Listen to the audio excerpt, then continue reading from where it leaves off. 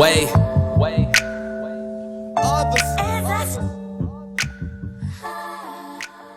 Hey, what's up YouTube? This is CJ from CJ's Aquariums YouTube channel.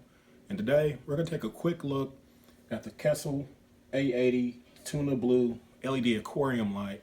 Now, before we get going, I want to give a big shout out and a big thank you to TB Aquatics. They actually sent me this light and gave me the opportunity to try it out for you guys. So before we get going, I also want to mention this.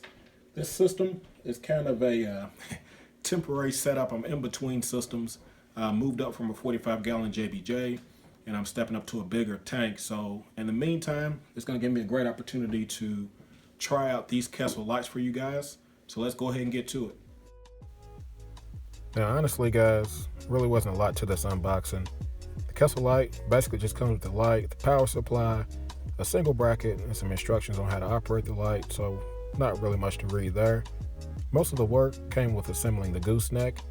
Really, it was just two plastic screws kind of hold the bracket in place.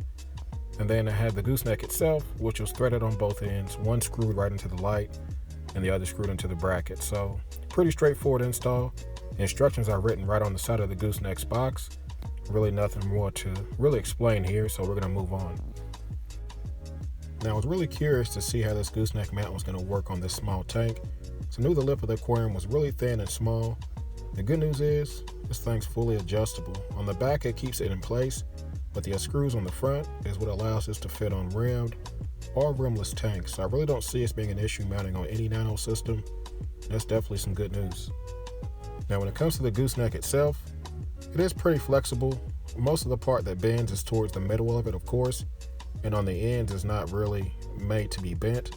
The only thing I did not like is if you bend it a certain way, you are actually unscrewing the threads from the bracket and from the light, so you got to be careful with that.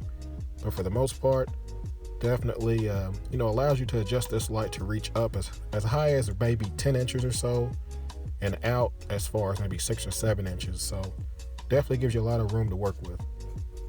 Now, controlling these lights, really easy, to be honest. The first knob I'm showing you is going to be the intensity. As you can tell, these lights were about halfway up when I started this video, and that's full strength. Then I'll turn it all the way down to basically where they turn off. So that's really easy, as easy as it gets. And when it comes to the actual color, you can adjust them from being full actinic all the way to being just white or the full spectrum lighting. I kind of leave it towards the middle because that's what I like to see, but definitely gives you options to play with, that's for sure. Now, out of the box, these lights really don't have any controller with them. You can add it for an additional cost. But for me, a straight basic analog timer on a power cord is going to get the job done. Now, one thing I found out pretty quickly was it doesn't matter what size Kessel you have, they all have excellent shimmer. Of course, all you need is just a little surface agitation, and the lights do the rest. Now, unfortunately, I don't really have a lot of corals in this system, but from these mushrooms and the few corals I do have, they definitely look great underneath the shimmer, and they're responding great as well. So the anemones are definitely a great indicator of the strength of a light. And right away, this thing opened fully, colors look great, and the shimmer looks even better. So, thumbs up for the Kessel's power. It's a small unit, but it definitely gets the job done. So how much tank could this light really cover? Well, at first glance, I would say it's definitely covering this 5.5-gallon system with some overhang. So I would maybe push it, maybe 10-gallon system maximum. Maybe somewhere between 15 inches would probably be the biggest tank I would try this light on. But as you can tell, it definitely lights the whole system, doesn't have a lot of bleed over, and definitely seems like it's perfect for a nano system. But I definitely wouldn't go bigger than a nano tank. So guys, that's pretty much going to cover, my first impressions on this Kessel light. As I said before, this was my first time actually seeing one and using one myself.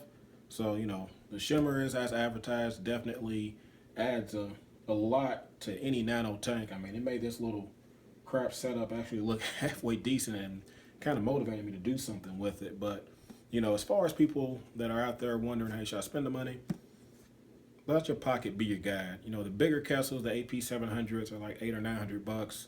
Hey, I understand not getting that, but this is a little over $100 for a nano system. If you really want to be able to grow a lot of different corals and have a nice looking light, say go for it. But I would recommend, If you do get this light, make sure you get the gooseneck with it. It does not come included as additional. Otherwise, you'll have to use the mounting option that comes with this light, which will let you stick it to the wall or your canopy, but it's probably not the best way to do it. So other than that, guys, I think I'm gonna cut it here. If you guys want to follow the progression of this light and me documenting it, feel free to subscribe to my channel.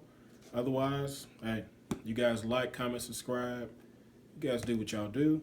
Y'all be easy. Happy reefing. Wait. Others. 3. Hey.